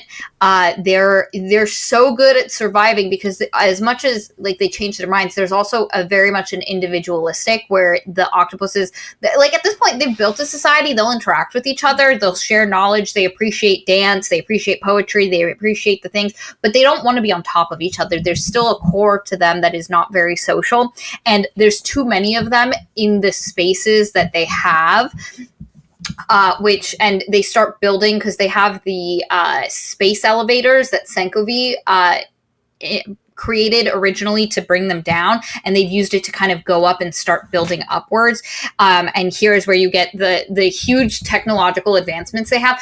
Part of what I got is that they're not at the same mental evolutionary, like the conscious evolutionary space the spiders were by the time the spiders got to space travel. They've gotten to space travel much earlier in their conscious and mental development because of the technology and their natural inquisitive nature that was kind of that virus kind of took with, and that the technology Tchaikovsky provided, and their ability to like sort through data. Can I just say, Jukebox the Ghoul said, originally, is it possible to create a non-human that is understandable, I'm assuming? And Lindbergh had said, that's a very interesting question, but then she followed up with, and I love this, I think it's the author's task to create the illusion of it in order for his themes to come to fruition. And oh my God, yes! Yes. So they're not at the place as a civilization where I think they should have access to all of this technology necessarily. Like they don't have the civilizational maturity to deal with it. Anthropologically, there's a thing where the larger a human settlement or group gets, the more they have to change, they develop civilization. So if you're living in a group of about 100 people, you can have a personal relationship with each of those people. So you don't really need the rule of law. Everything is like, well, if you kill my person, I kill your person. It's all very personal. But then once you get to a certain size where like that's not possible, you need to start having like taboos and customs. And then once you get bigger, you start needing a centralized government. And so there is actually a natural progression of not civilization per se, because that can be kind of a loaded term. Society. But an organization that, yeah. And so I think it's actually really interesting that like they suddenly got access to this stuff without actually understanding, without having built the structures to get to that point.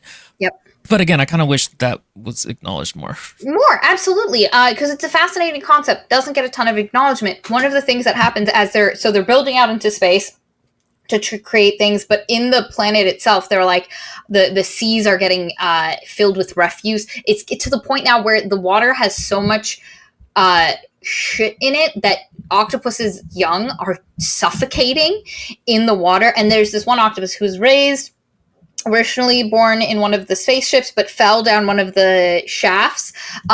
There's also war for resources happening at the same time to build stuff, but he falls down one of the shafts and he's like, I hate this. We need something new. We need to do something new. And this whole time, thousands of years, the octopuses have never gone to the Sankavi, Disra Sankavi no-go zone. They've left it alone.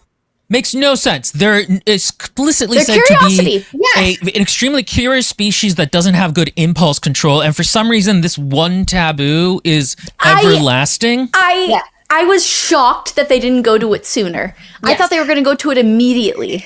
Yes. So the guy who fell out of down the elevator shaft and is now in this shitty, gross water that he hates, is like, we need to shake it up. We need something new. The only thing that is new that we haven't touched yet is this thing. So he opens up the thing. The virus comes out and is like, I'm here. I'm sludgy. I'm Baltil, and I'd like to infect things. But the octopus's reaches are so good at attacking, they pull themselves apart, because while the mold is trying to deal with the crown's intelligence, the reaches, which are their own intelligence, literally pull themselves apart. So they're never able to fully integrate. Fascinating concept. Yeah.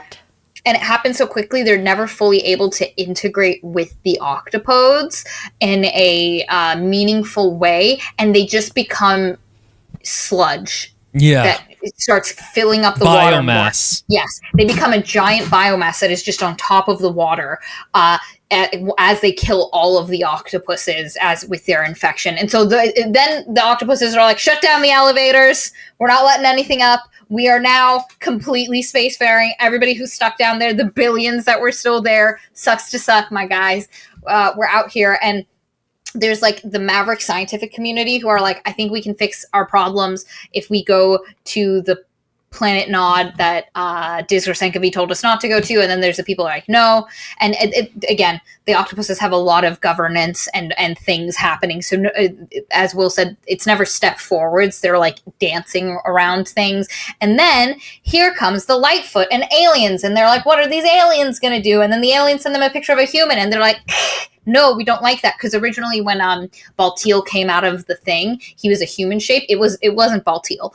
It was the we as Baltil, but Baltil's organic matter had disappeared. It's gone. It decayed. And now he is just sludge-shaped Baltil.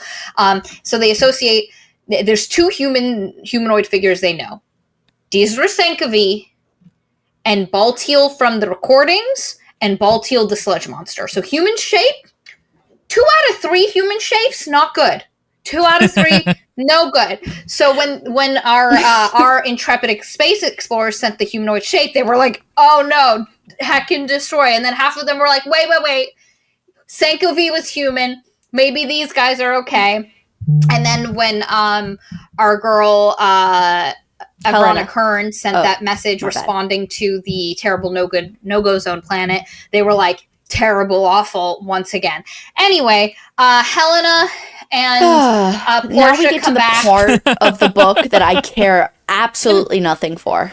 The thing is, if you've watched this channel, you know how interesting I find actual robots and cybernetics and the mind of what a robot would be, an AI would be like, and how that would interface with a human. So this should be fascinating. You know, very famously, I had problems with one book series that we read. That There's so many people that are salty at you for that too. It's going to be worse because there's a TV series coming out about it. So Oh my everybody's gonna be god, are watching you that video. serious? Yeah, we may have to take it down just because it's going to be annoying. But anyway, so this stuff should be interesting to me in its own right, and it really isn't. It's a little bit interesting insofar as like Avrana Kern has a very objective view of herself. She's like, okay, either I'm there's something wrong with me, or I'm doing this, or I'm doing that. And I do kind of find it interesting, the robot who suddenly can experience something outside of their contextualization, and they kind of want to do that again, or the ghost of the original Kern in the machine. But like, it's not super interesting, and it's not interesting compared to what we could have had with the slime mold and the octopods. Yes. It really isn't. And the other thing we have is Helena and Portia trying to talk to octopods, and like their attempts at communication and kind of refining that. And basically we end up with this like three-way delay of information being traveled, where Avrana decides we're going to go to where that as Helena and Portia wake up and they're trying to communicate with the octopods, Avrana's like, Helena and Portia are dead. We're going to go investigate where that transmission was coming through, sent by Irma Lante. And, you know, and this is the part that Will's talking about, where she's making a decision that's kind of selfish, even though she's not supposed to do that. And she's kind of justifying it through like a type of logic. And she also keeps popping into poor Meshna's head, and he's like freaking out about the whole thing because like his Helena and Portia are dead, and he's having emotions, but he's also having Kern's emotions about that situation. And it's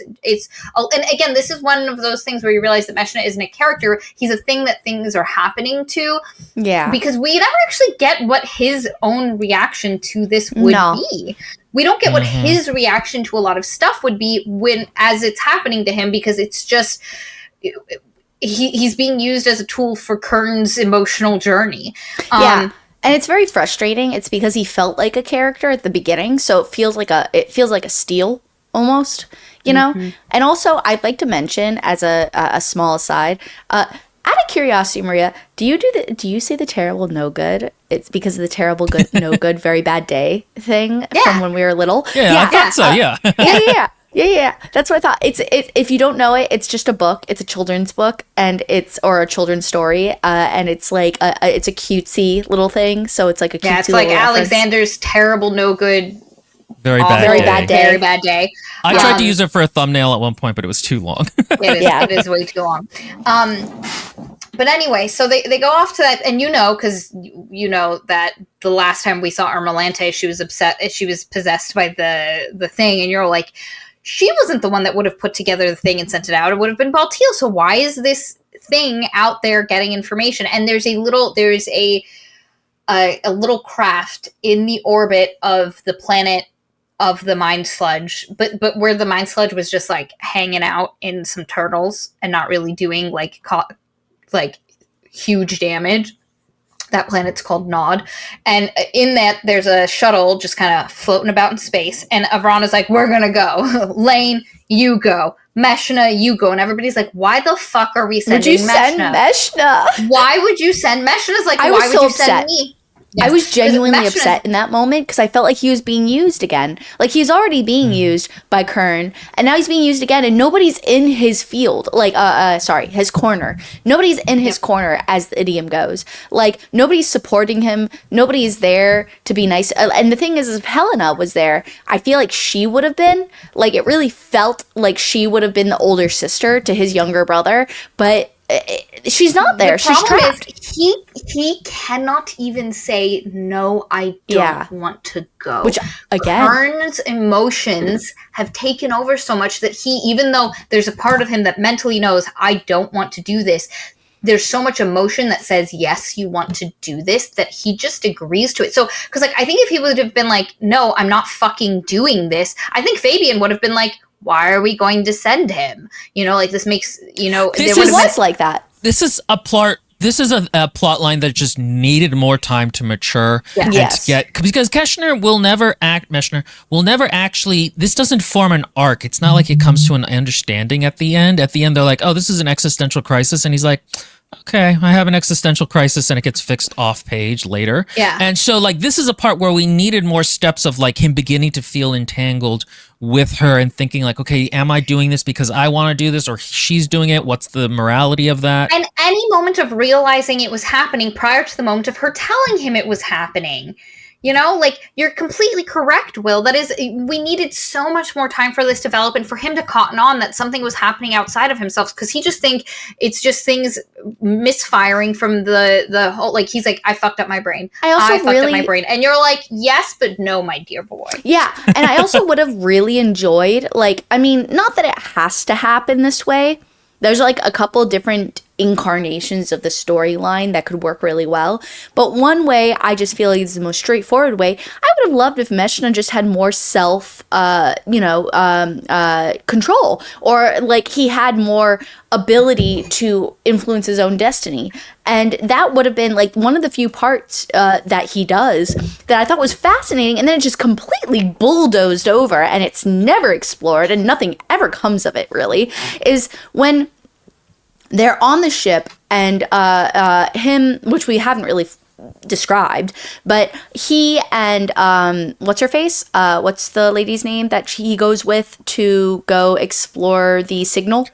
Kane. No idea. Kane? Kane? Are you sure? Kaine. Oh. Really? Zane. It's Zaine. Zane. I was gonna say there's two ways to spell Kane, and that's neither of them. Yeah, it's I was gonna say Zane. that's the way I spell my Z-A-I. character's name, except for I say, yeah, Kane. But anyway, whatever her name is, there's another human that's like completely washed away from the plot line. Anyway, she and he goes to where the signal's coming from, where Kern wants to be like, oh, where's my other half? Where is my other person that's like me? And it's, of course, the slime mold, but in whatever remnant of the corpse of Lante is there. And it's like pretty horrific. But anyway, there's this one part where Kern takes over his implant when this like whole emergency situation is going on, and the Zane or whatever chick is like in the airlock ready to get out, but he has been having seizures because his implant and the experimentation on him has left him prone to a lot of like bad like neurological things going on in his body, understandably so, because of all the experimentation and everything. But he's like stuck and he's having a fear response. He can't move as quickly. The thing is coming after him in this goopy, like really scary Doctor Who-esque like spacesuit thing. Spacesuit. And the special effects were not that bad to describe it as Doctor Who. oh, okay, yeah, This that's isn't the way I actually pictured it. a television show made for children. Okay, That look, adults watch for some reason. the point is Just kidding, go ahead. Zane. Zane. So anyway, Kern overtakes his implant and is like, I'm getting rid of your fear responses, like, where I'm gonna help you. And he, like, God, guys, like, this is actually a weird plot hole for me. There's this moment where Kern takes over his implant and is like I said, she says, I'm going to help you. His fear washes away. He should be able to respond quicker and everything. And he makes the decision in that moment to say, no, shut the airlock. I will stay here with this thing, as a sacrificial Judas move. Or not Judas move, excuse me. That's not the right biblical figure. Judas did not sacrifice himself unless you count. Jesus move. That's what you're thinking Jesus of. move is what I meant. Shame. It's just because I've been reading. Anyway, it doesn't matter. Point is in like a sacrificial move as a martyr, and that was the most, besides the very beginning, character-driven moment for Meshna. And I was like, oh my God, he's the type of person that would sacrifice himself in this moment of clarity where his synapses aren't overwhelming him so he can't make decisions. In his decision-making clarity, he's still going to make the decision to sacrifice himself. And I thought that it would build off that from that moment on. And in his internal workings and stuff that we get later on, we would get that. No! none of that. None of that mattered. That was just a blip in the mass. Yeah, it's not like he's suddenly like, I'm fighting this bitch. Like, No, I understand. none of I that. understand what's happening. Like, it's not like when she's like, I'm gonna help you, and she calms his emotions, that he realizes, oh, you've been doing this whole time, and he gets like understanding that, though. from It felt her. like that kind of moment. Yeah. So what is also happening while this scene is happening is Helena and Portia have gotten information about the virus. They've Helena has gone through all of Dizrasenkovy's old logs because she was able to dig through. They allowed her data. She was able to dig through enough of it to find all of Senkovy's old shit, and she's just been going through his experiments, watching him. She learns about what happened to because they show her, they specifically are like, listen, your friends are, the octopuses are like, your friends are fucking up. This is the thing. They show her the clips of Baltil and Sankovy, and she understands, oh, fuck. So then she convinces the octopuses to let her talk with Lightfoot. And again, there's a little offshoot of the Lightfoot that has now gone to this other, like, vessel where the weird spacesuit thing is happening, and Meshna's going to get fucked. Oh, that. Yeah. So we've got like 3 degrees of separation of communication, and Helena and Portia are like, guys, don't go there. Weird, infectious, diseasey thing. That gets to Kern. Kern realizes she's heckin' fucked up, but by this point it's too late. They've got Meshna. And what should have happened is that Meshna should have then taken this knowledge in, realized that he was lost, what Kern had done, shut her out, sacrificed himself, and he should have gone brawling into the fight with the and become one and the same with the Force, and then like become a greater being in that moment, I guess, is what I felt like the author was going for in that moment. That's not what I personally wanted, but I felt like that's what it was going towards. Also, can I just make a comment that so throughout the entire first novel, one of my biggest like gripes at the beginning when we started this stream was that I think one of the problems is that, again, the too many things problem, but comboed with this is a sequel and we don't follow the same characters that we get from the first movie, the first book. But the problem is we do get similar characters from the first book, such as Bianca, Viola, and Fabian. But the problem is in this Portia. Book, they take a Portia, and they take a back seat in this. They take a back seat in this novel, and so they feel like facsimiles of their original selves, like a pantomime of the importance that they held in the first novel, which is the same problem I have, by the way, for anybody who has played Dragon Age The Veil Guard, because Dragon Age Inquisition was a masterpiece, and it was one of my favorite games ever, and it was amazing. And then the Veil Guard is just like a bastardization of it, and it's the same thing here. I actually have plans in the future for you, Val, and Lindbergh to do the Dragon Age series, because you all love that series too much. And you guys can talk about the story. Dude, Val and she shared with me how she made her character look like herself. And I was like, bro, you are too good at character creation. But also, it's true. Simultaneously, the Veilguard, the first 25 minutes of Veilguard made me angry. I was like, first of all, none of the voice actors are like the same, which I understand you can't have the same voice actors, but then just don't have the same characters. Have a different story. Restart the series then. Don't create. All right. Let's roll it back in. Similarly, we have characters we're disappointed because we don't have enough time to interact with them. But the whole thing with with Meshna and this moment is just because what ends up actually happening instead of what we posited is Kern's like, yeah, let me, and he self-sacrifices himself, but not in a like empowered way, but just like kind of out of nowhere. And Zane and Artafabian get back on their little pod and they're going back to the Lightfoot. He's, fumbling off into space, and then they just get hit, boom, by a strike from a octopoid vessel that was hiding behind a moon nearby, and just like took them down, and they go crashing into the planet, and you're like, what the fuck? And then Helena's really upset, and she's talking to Paul, and she has an emotional outburst where her skin, because she's crying, her face gets red, she's got tears, she's reacting, and she's having, and Paul's like, Sentience. Emotional response. Welcome to the table. Wow, it's almost like a real person, but they aren't real people, so I can't expect too much. And they finally start interacting even more. Helen is very upset that they shot her friends out of space, and then this other group of octopoids come in that are really interested in what she has to say, and they're like, okay, we'll let you go down to that planet. And you're like, who are these? Everybody else is anti the terrible, no good planet. We don't go there. We don't touch any of that. And these ones are like, absolutely. And you're like, oh, this is an offshoot. The maverick scientists who are like, to do the thing we want to do to save our species, we have an idea, but we need more of their technology, which means we need to get to that shuttle and that base originally.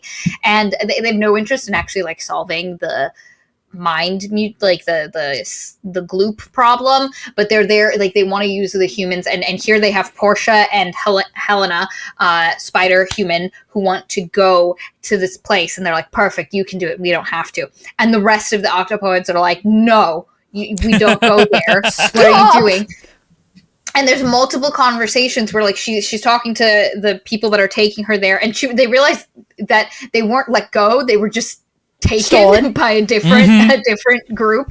And then like the other main group that's like, no, we don't want to do this, is trying to talk to them, and she's like giving emphatic speeches, and like in her, the way she has to speak to get the thing to emote is in like a way that they respond to is like extra like dramatic like monologue. How extra the octopi are. They're like, because like specifically he's like, oh, she now has emotion, the part Katie was talking about before, she's like a real person, but she's not civilized, so she can't keep up that depth of emotion for a long time. Our two octopods are talking about how tragic it is that they're gonna have to destroy this ship, and they're almost like blissful in this moment of reveling in like, oh, isn't this sad? And like they feel, and like there's this idea that because emotion is the way you communicate here, because it's literally just on your skin, it is prized. It is it's not like here where if you're in a political situation and you start like yelling, screaming, and getting red in the face, people will be like, oh my god, you know, like, he's losing control. That's too much. It's civilized to do it. You can win over people just by a beautiful emotional response, like, which is really cool. Would have deserved a whole book. Fascinating. Oh, you think? Yeah. But anyway, so like they eventually let her so everyone's barreling towards this planet, whether it's because they're going to let Helena and Portia go down and deal with stuff, or they're going to destroy it. And on the planet, Fabian wakes up. Avrana Kern was able to make a kind of a protective bubble with the malleableness of the ship to keep them to keep Fabian and Viola alive enough. Kern's like, I need to go save Meshna. I did this, but also I need him. And she's super compromised now. She's working on half of her processing power. The ants are all over the place and need to go back. Like they coalesce again. So she's working on half of her processing power. She's not making good decisions. It's like if her computer program was drunk. It's kind of what's happening. Yes. So Fabian wants to go rescue Zane and Artifabian from their little shuttle thing that crashed, and they have to go get Zane's not doing too well. They're worried about did they get infected, so they have her in an Kern also created an isolation pod that they're going to bring her in, so they can also, like, Artifabian will have access to medical stuff to help Zane because she's not doing too hot. And then Kern, and also while they're out there, Fabian notices these structures that are not natural. There are these entire rock cities, like rundown, decayed cities, which is one of the most fascinating aspects of the novel. And I'm like, wait, what does this mean? If we were sticking to that horror tone, this would be really fucking cool. Or again, just thinking about how an alien race would try to mimic humans and create the same patterns and go through, and like, because there's described as like a shuffling mound of debris that's in a human shape, and I'm pretty sure, cool. We must have seen this in a movie before. I feel like I've seen this visually represented before on film, where some type of creature is trying to mimic human form, and so it's just made up of rocks and like a smooth stone for the face and like shells for the body and stuff. And so it's just trying to mimic a human, but it's only mimicking a human in a suit, a spacesuit, because that's the only thing they saw. I got, which is weird in my mind, because I'm like, I think that's what they thought of most when they think of them. Yeah, like that's their primary impression, and it But is also, really creepy. So it works. Go ahead, but also, I think they're mimicking what Voltiel looked like when he was running out to the, you know, like that portion of it is as well. Because this isn't the Voltiel, so this is not the sludge that managed to get onto the. Because as much as it's a hive mind, it's a hive mind in the sense that the molecules and the cells that have learned a thing can pass it on to another group. They don't all everywhere simultaneously learn a new thing. So, for instance, if a like this one blob of sludge takes over a cow, a couple sludges a continent away aren't going to have that same information until they come in contact with each other. So hive mind, but not like universal in that way. And they talk about the distinction because it's they as we, which is the we, but that is a separate we that hasn't interacted with the we as I. The hive we and the greater hive we. It's great. Like, again, super awesome. Would have loved to spend more time with our little wee guy. But anyway, it's shambling about. And the thing about the city is it has been carved into the rock. They weren't built like stone upon stone. Because Fabian's looking at this like, it would have been easier to build these structures. But no, they were carved out over time to create this thing. And he's sending a drone kind of flying through it, sees that shambling mess of stuff that looks like it's a spacesuit. And he's like, and specifically an old Earth, old Empire spacesuit that their humans currently do not use. So it's this real creepy vibe. Veronica Kern's like, I need to save Meshna. And she finds Meshna. She goes into his, what is that thing called? The implant. Output, the implant. And Meshna is running from the concept of Meshna as a digital upload that is in his implant is running from the blob, because the blob, in taking over his mind, now knows how to use the implant because it learned it from him. And so there's a sense that biological Meshna is kind of gone, and you've got this like conceptual version of him that's running and can't fully remember. And then Veronica Kern comes in and is trying to help, but at the same time isn't actually giving him agency to do anything, but it's just kind of like leading him. And basically the through climax, her memories, she's still, excuse my verbiage, but she's still mentally raping him. She is using his Can we just emotion. say violating? Yeah. Okay. Yeah, that's fine. Sorry. I apologize. I didn't know what other but yes, she is still mentally violating him. Because she is still in this emergency moment of him basically dying as a self thing. She is using him to relive her own memories. And yeah, through the narrative, we're told that this is the way she's running away from the slime mold consciousness within his consciousness. It's still her. Like, we are vividly given specific memories where she encounters triumph, or she encounters pride, or she encounters certain emotions that make her feel more human again. And so even in his last bearing moments, she's just taking him for a ride so that way she can use his emotions. And it makes me hate her. And I liked her before. Yes, it's just really weird because this should have been, it's literally in Meshna's brain. It should have been his moment of dealing with this, or like, you know, her giving him the knowledge of what is happening and then letting him, I don't know, something other than, but here's what happens. She eventually shuts Meshna up and she's like, okay, slime mold, I'm not a biological being. You can't take over me. Let's talk. And she simulates what happens if you are successful. And this is one of those things where it was a misunderstanding. We just needed to talk for everybody to understand. Yeah. Because this My entire least favorite trope. Yes. And the thing is, I was more okay with it in the first one than I am with it here, because it feels like such a cop-out. And I would have been much more okay with it if it had been something that the cephalopods and if there had been an acknowledgement of the similarities between these two things and then building an understanding and helping them realize, like, because essentially what they want is to just go everywhere and encompass everything, but eventually that means it's just going to be them. Like what happened with them on the planet of the water planet of the cephalopods. I didn't think was set up enough that they don't have creativity or the ability to create things of their own. Because we got to that part of the novel and I was like, oh, but really? They can't do that? Like, that's such a fundamental part that they can't create new things that it's like, okay, that needed to be set up better if that was going to be the crux of why they're not going to, go on an adventure in everybody's bodies. Yep.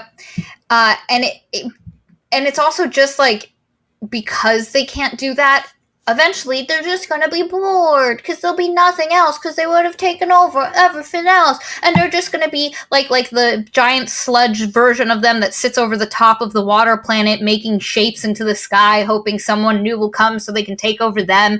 They'll just be unhappy and bored. Instead, they could explore next to so that things can develop and change and they'll always be new. And they're like, wow, Papa or Mama Kern, thanks for telling us. We see now that what we wanted was so... And like... To be fair, in a third book, that would work really fun. Or if it was developed with the cephalopods. That's what I mean. Technically, the cephalopods... Well, no, you could have done that in this book if it had just been the cephalopods and the sludge. Because yes. Yeah, the cephalopods are doing the same thing, but instead of like intellectual stealing... They're doing it by just keep reproducing and ruining places and then going to new places and just they're doing the same thing the slime is doing, but in a different way. They're taking over spaces. So they combine together to create something new. So yeah, that makes sense. Yeah. And them acknowledging like, hey, we can't just keep taking over these spaces. We need to take care of the spaces we're in. And then the slime realizing if we work together, there's always new stuff and we'll never be bored. Like, because again, they're both these kind of impulse, curiosity driven things. It would have worked so beautifully to have them come together in that way and learn the lesson Kern tells them, but learn it through interacting and each side coming, because it's the thing that we kind of wanted out of the first book where humanity can change, and that's the idea that both of these societies, by interacting, learning, seeing the same problem echoed back into themselves. Maybe one day Slime Guy does completely take over a cephalopod and realizes that they have ruined their planet by overpopulation and just building, and instead of and they could have had so much more if they hadn't. And the we is able to see that and go, hey guys, if you did this differently, and also realize because of the immense creativity of the octopuses that they can't do that. So they need the octopuses to give them the new, but the octopuses need to learn how to take care of the space that they're in and live and that which would have made them really good compatriots in a third novel in comparison to the Lightfoot and that's everything. When they meet the Portids and the other humans. That would have been novel 3. Anyway, that's not what happens. We're getting ravens in novel 3, from what I understand. Jesus. Oh, are you fucking serious? Yeah, so corvids, but yes. She basically gives them she simulates boredom for them, and they're like, oh no. And then she's like, and okay, they trust her. Yeah, they're like, oh yeah, that is what would happen. There is limits, and we'd eventually hit it in utter boredom. Sucks to suck, guys. Guess we got to completely rethink who we are as a entity. Slime mold. Immediately. But anyway, so she's like, guys, I solved the problem. I spoke to them. They don't want to kill everyone anymore and take over your bodies. And it just happens. Like I checked and I was like, there's no way this book, and it was 20 minutes, and I was like, there's no way you can wrap this up in 20 minutes in a way that feels.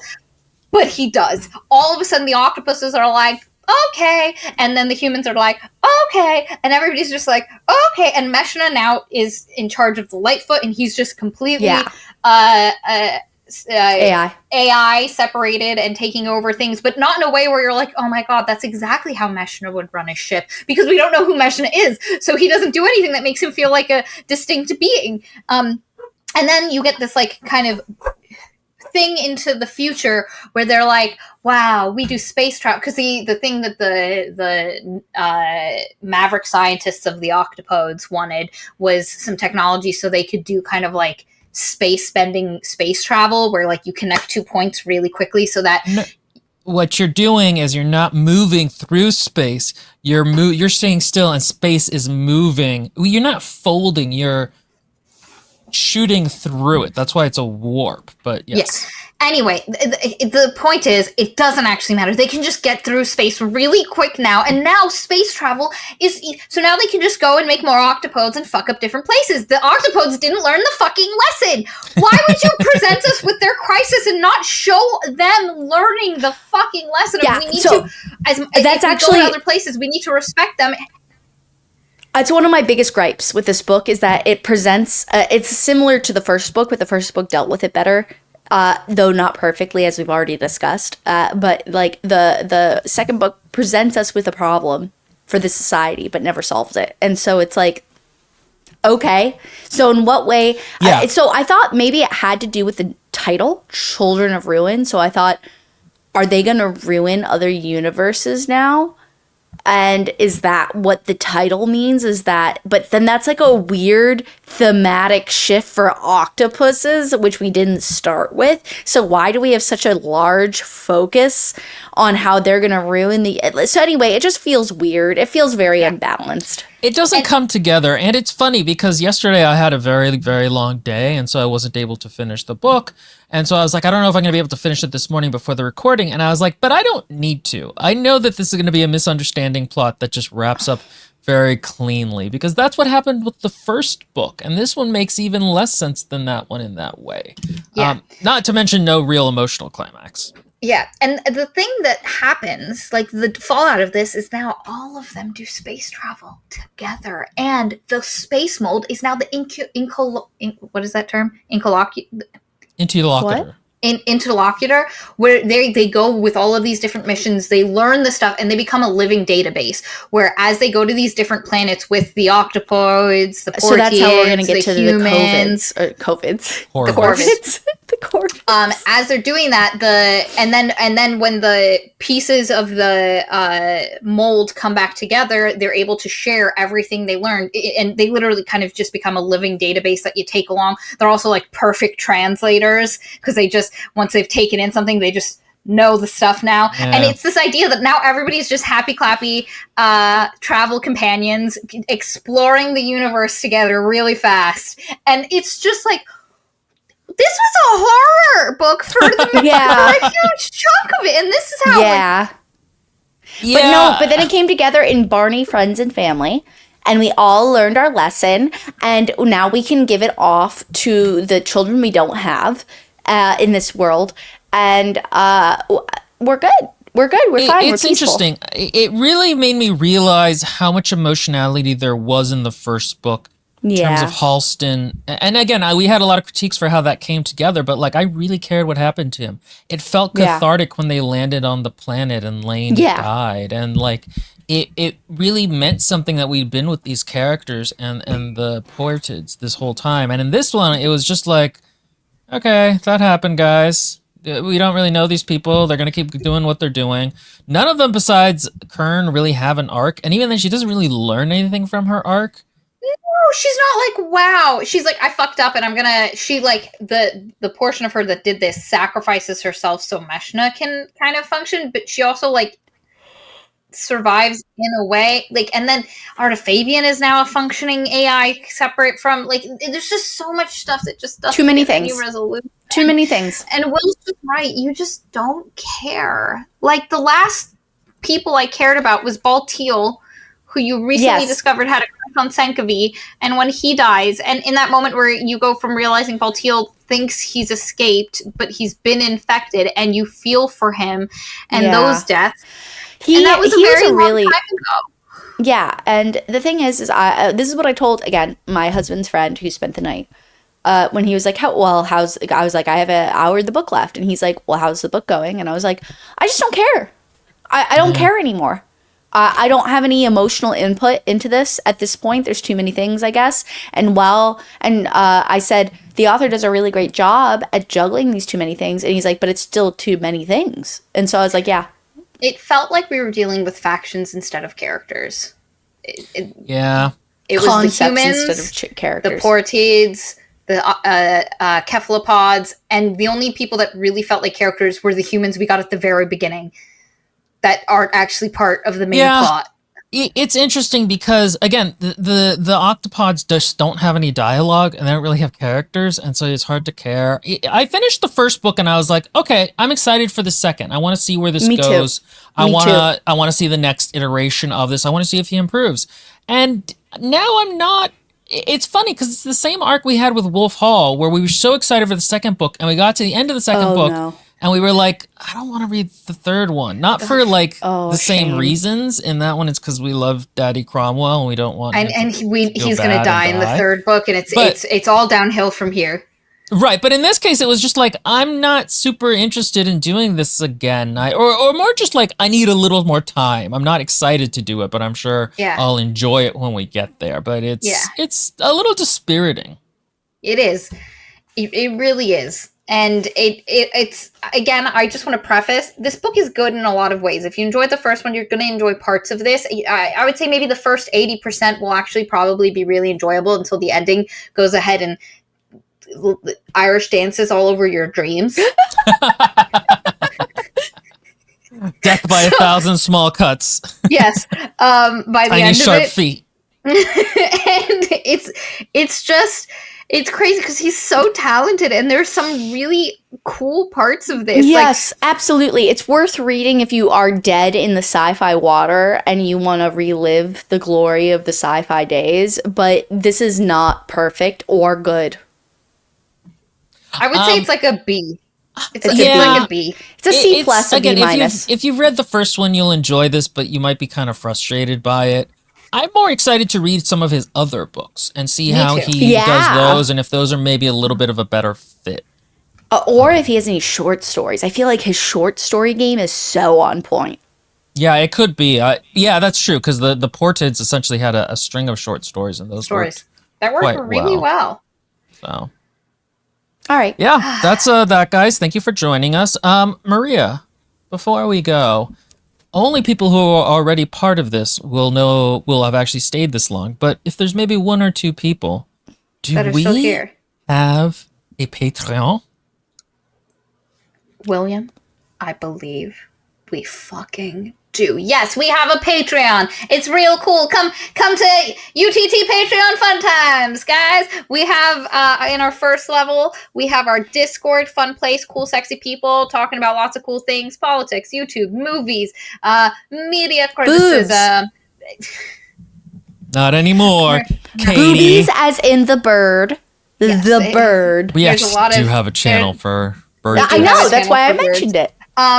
And writing, we have a lot of really cool people. Come join. Second level is our book club, this is one of those. This is a mid-month book club recording. Will picks a book. Everybody reads it. At the end of the month, we do our nominated book club, where all of the patrons who are part of the book club nominate stuff. We pick a couple we're interested in, and then you guys vote on which one you want us to read, and then we read it together, and it's a good fun time. And then the third level is our Parasocial Darlings, where we have Katie and Will's critique stream, where they look at the micro level of writing. They are looking at sentences. How is imagery being used? How are certain words adding certain oomph or meaning to a scene, and how to do things well, and what makes something bad, but on a very small level. It's a good time. You should come. Also, there's KFC, Katie's Fiction Corner, where if you were ever like, wow, I really enjoyed creative writing. We're getting there. We're getting there. It's been a small hiatus on critiquing people as part of the community streams, but you all have to understand.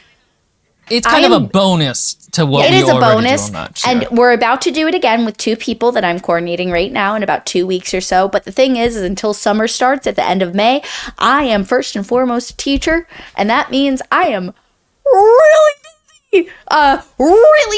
really busy. And so in the meantime, I have been neglecting it. However, on a typical basis, my attempt is every 2 to 3 weeks we look at two people's works of fiction or creative nonfiction, and we critique it as a small community. Usually there's about 10 people, 10 to 15 at most at one time, people that come along and say, hey, you did really good by doing this, and I would have liked it better if you did this, and it's very respectable and all that. Think of like college creative writing seminars. If you ever did that. If you've ever done that. So like that. If you miss that and you're like, man, I kind of want that. KFC when it's happening. And that's it. Join our Patreon. Like and subscribe. If you can't join the Patreon, completely get it. It's a rough world out here. It's literally crazy. Like the video if you want to support the channel but don't have the hard cash. Click the share button, copy the link. You don't actually have to send it to anyone. Why would you? Who knows? But you just have to click it. Yes. If you click copy link, it thinks you're gonna share it with someone. Shut up. Yes. I did not know that. You don't if you want to boost someone's, like, if there's a video you like and you want to boost them in the algorithm, just copy the link a couple of times. All you have to do is copy the link. You don't even have to send it to anybody. You can copy it and then you're done. And that helps commenting. As always, comment if you got this far in the video. Team Octopoids, Team Cephalopod, Team Porty. No, hashtag Octopod, hashtag Ported, hashtag Mold. Yes, mold. And I'm all for the mold. But yeah, we love you, our parasocial darlings. Oh, I forgot to say, did you guys have anything else you wanted to say before we're good. I was going to say, No. that's the part I do. Yeah. Good luck surviving in our new dystopian world. Have a great one. All right. Bye, guys. Bye.